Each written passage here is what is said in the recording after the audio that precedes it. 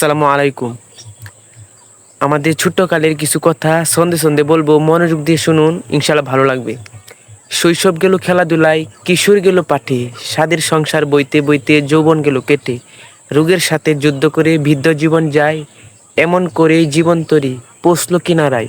নানান কাজে হেলায় হেলায় জীবন করলাম পার, কে বা মালিক কে বা প্রভু হয়নি চেনা আর। করিনি তার আরাধনা ভবের মায়ায় পড়ে, রঙ্গের মেলায় রং তামাশায় ভুলেছিলাম তারে। আজ সে ভুবন ছাড়তে হবে, ডাকলো মহাজন, কি নিবি তুই সাথে করে ওরে বোলা মন। হিসাব নিকাশ চাইবে যখন জগৎ মালিক সাই, কেমন করে পার পাবি মন, পূর্ণ যে তোর নাই। জগৎ স্বামী ধরবে যখন হাজার পাপের দায়ে, আগুন মাখা লোহার শিকল বাঁধবে হাতে পায়ে। হাত পা বেঁধে অগ্নিকুণ্ডে দেবে তোমায় ফেলে, কোনো কাজে আসবে না আর বাপ মা মেয়ে ছেলে।